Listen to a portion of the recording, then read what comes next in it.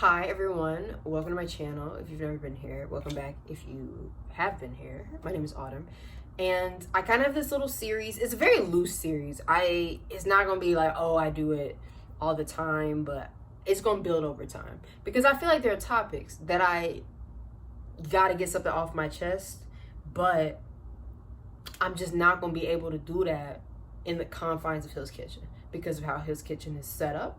So welcome back to Banana Interlude. And I have a question for the audience today, which is, how much does your growth mean to you? How much does your growth matter to you? I'm posing this question on Banana Interlude because I saw a tweet last night that had me hot from this girl that I follow. And I'm going to read it out loud. Oh, this banana's kind of sad. She a little bruised, but that's okay. My favorite thing about Banana Interlude as well is that I don't edit it. So whatever it is what it is. Anyway, I wrote the tweet out on this post-it, and I'm going to read it to y'all, and we're going to get into it. This girl I follow said, I find it so insane to hear people say they cut someone off because they felt their friend wasn't evolving as fast as they were, ... Like, obviously, you can do what you want, but that's literally nuts. I'm sorry. This was tweeted yesterday, May 9th, 2023. And I'm not going to say who.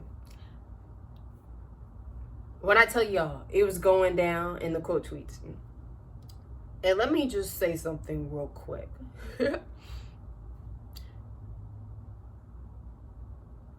The New Testament is very committed to agriculture, very serious about farming. If you've read the Bible at all or even know of any parables, a lot of them have ties to farming, agriculture, faith as small as a mustard seed, and bear good fruit, all sorts of stuff. Now, many would say, Autumn, what's that have to do with anything? Because one thing's for certain and two's for sure. If it's that important to God, then it should be that important to me. So that to me says growth is essential, because if God and Jesus compare the human experience to plants all the time and the Christian walk to vegetation all the time, that means all the little nuance that goes down when farming, when cultivating, when tilling the land, when, going through the cycles of growth is essential. It's not a game, right? So that to me says I should be taking my growth that seriously, because that doesn't come up just once or twice in the Bible. It comes out all the time, especially in the New Testament. So it's like, baby, that's not a game. That's not a game. Take your growth seriously. Now, what does that have to do with anything? What does that have to do with this tweet? Because while I do think it is unfair to judge whether somebody's growth is fast enough compared to yours, you will always, always, always be within your rights to ask the following question: is our growth compatible? Because y'all can be growing in different ways and different speeds and still be compatible, right? But it's also equally true that y'all could be incompatible even though you're both technically growing. So I'm about to give an excellent illustration behind me. Now I want y'all to see this. Look how massive this plant is. It was not like that when I first came into this room. It is massive now, okay? So it's living its best life. Now let's get into it. I want you to see there are sprouts right here. They look gorgeous, right? So cute. And there's several. But I want you to look at the vine. Look at all the growth. You know what I mean? Look how tall this goes, okay? I will argue this plant is literally almost as tall as me, and I'm 5'8". So when you look at it from the ground all the way up, look where this is compared to this. You know what I mean? Now, they're all a part of the same vine. I'm going somewhere with this. They're all a part of the same vine. But see where these leaves are compared to where these leaves are. Now, hold on to this analogy while I break it down. Let's get into it. Now, obviously, they're all a part of the same plant. So it would be disrespectful to say that those leaves that are long and tall and full are better than the leaves that are sprouts, right? And that aren't there yet, because we don't know what the future holds for those sprouts. It could be a different story a month from now, 6 months from now. So let's be real, okay? They don't have to grow at the rate that everything else does to still do their job, to still fulfill their purpose, a part of the living plant, right? And at the same time, all these leaves that are full, living their best life, cannot be caught up in the sprouts. They got to be focused on their stuff. The leaves that are at the tippy top and that are almost the length of the window could not get to where they need to be if they were caught up in the sprouts. They're growing at different rates, both growing at different rates. Both evolving, but at different rates. So while I do think it's somewhat unfair to be like, oh, you're not growing as fast as me, let's be real, that's still valid. It's still valid because it's true. The leaves at the top could easily feel that way about the sprouts. That, girl, I'm gone. You're not evolving as fast as me. That doesn't mean there's nothing in store for those sprouts or that their lives have no meaning. But at the end of the day, points were made. The leaves at the top could not be concerned about the sprouts. They can root for the sprouts. They can, want what's best for them. But at the end of the day, they're caught up in what they need to do. Why does this matter? Because in John 15, the Bible literally has this huge paragraph basically talking about how, Jesus is the vine. He's like, I am the vine and you are the branches. So you must remain in me and I in you, because without it, you will not bear fruit. Basically saying you need to be caught up in what the vine is doing. You need to be caught up in what the vine is doing, not what everybody else is doing and their growth versus, yours and all that. Now, you may think, Autumn, what does this have to do with anything? Because if you caught up in what the vine has for you and how it all is folded together for your life, yes, that means you cannot be worried about what the sprouts are doing. You can't be worried about everybody else's growth. And thus, yes, I think it is very healthy to leave people, places, and things that are going to hinder your growth. Because at the end of the day, they can stagnate. Let's talk about it. There are plenty of leaves, especially some back here, that have dead ends. You know what I mean? Like, they're gone. They're not doing what the others are. And what you don't see is that this plant is tended to so well that the dead leaves are already gone. So let's talk about it. How do you know in real time that the people around you are dead growth or just slow growth? And the correct answer is, doesn't matter. Because real talk, if you committed to your growth, that should be your top priority. So at the end of the day, if it does reach a point where it is incompatible for certain people, places, and things to move forward with you, you know what you need to do. And to be honest, with God, with Jesus, the relationship is always a forward motion. You know what I mean? Whether you're being pruned, the weeds are being pulled out, there's threshing, whatever. There's so many illustrations that go to harvest and growing and cultivating and vegetation, all that, which again to me says that matters to God. So real talk, I ain't worried about nobody else's growth. I'm just worried about mine. I can't say whether they growing too fast or too slow. But what I will say is this growth compatible with mine? Because if it's going to stop me from growing where I need to grow, I can't hold on to it. And if I feel convicted and or led by the Spirit to let it go, I'm definitely going to let it go. And I'm not going to explain it. So when I saw that tweet, I was just like, oh, sweetie, that's not insane. That's not insane. Because if you serious about your growth, you will like evolve past people all the time.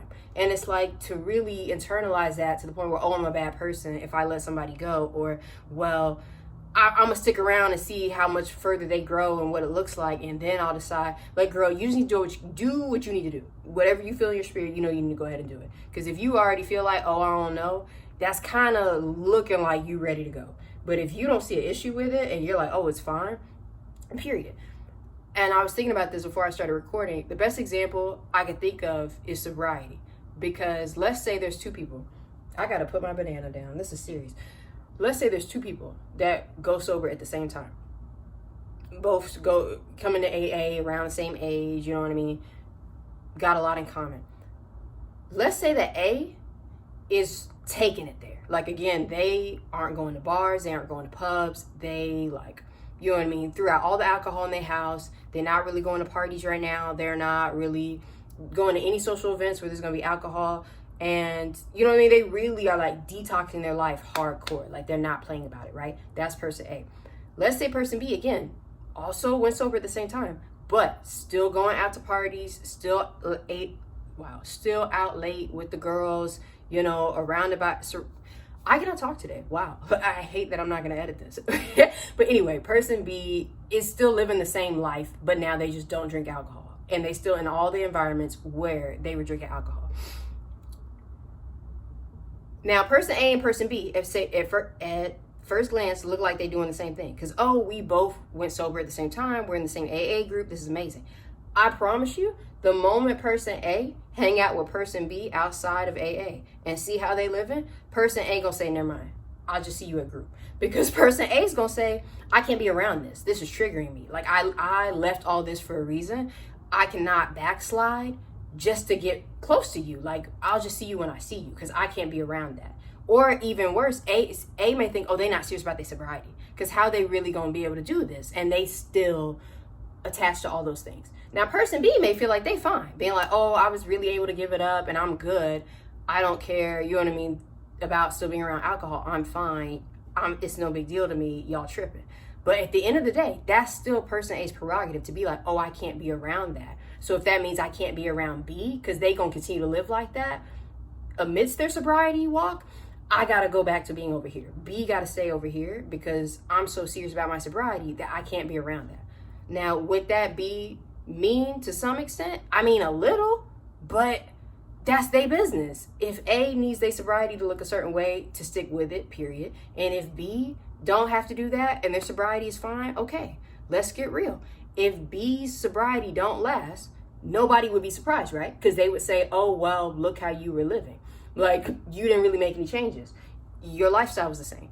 But at the same time, if A's sobriety didn't last, people would say, well, it did make sense that they couldn't hang around B because it was that sensitive to them where they can't, even though they were doing everything right, it still was a struggle for them.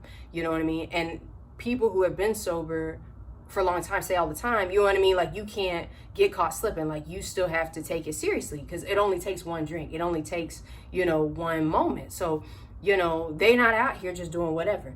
But at the same time, right, the level of consecration you had when you first went sober is going to look different 10 years in, 20 years in, 30 years in.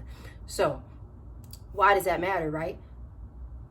A needs the self-awareness and discipline to say, I know what I can't be around. So if hanging out with B is going to mess up my sobriety, even though we're both technically going sober at the same time, I'm not going to be around B.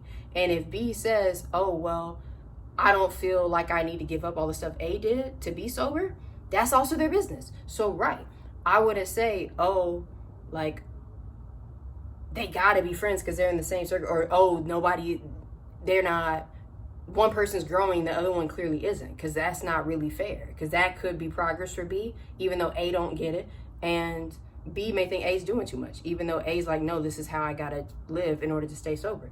But at the end of the day, their growth is not compatible. Let's just be real, because A not gonna be able to be going out to the club all the time, and they done made that clear. You know what I mean? Like, everybody at AA knows, and vice versa.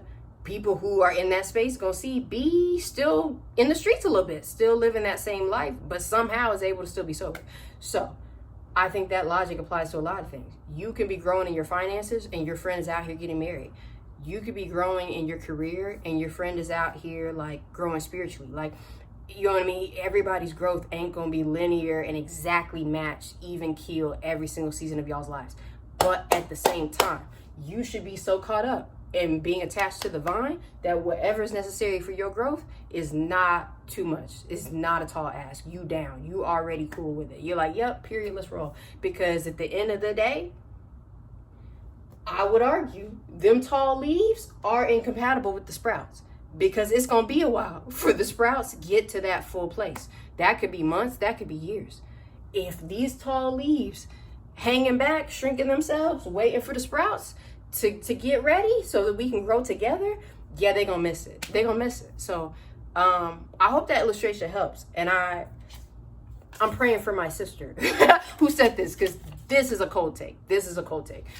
You should be so serious about your growth that there's nothing you're not willing to give up, especially if God asks you to.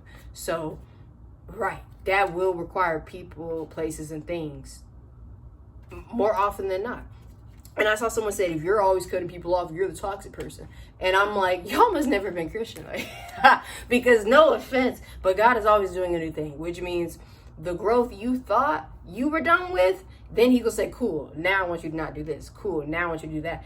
And many people are like, that's why Christianity sucks. That's why Christianity is boring. That's why Christianity is lame. And I'm like, no, the goal is for you to become more like Christ. That's a lifelong journey. Because if you had it all figured out, then you would be the second coming of Christ, and that's just not possible. So you're always going to be developing. But I pose the question of how much does your growth really mean to you? Because if it don't mean enough to you, let's go there. You will justify hanging out with the sprouts long enough, being like, well, that's still my girl, and we've been through so much together, But you can root for somebody and take your growth seriously. You can be rooting for them and their growth and set boundaries. So I'm just saying, I don't think it's crazy to be like, oh, they're not evolving as fast as me. Because while it is unfair, it is valid. Like, y'all got different focuses and y'all got different rates. So if you growing 20 centimeters, the other person's only grown 2 in the span of a year, right,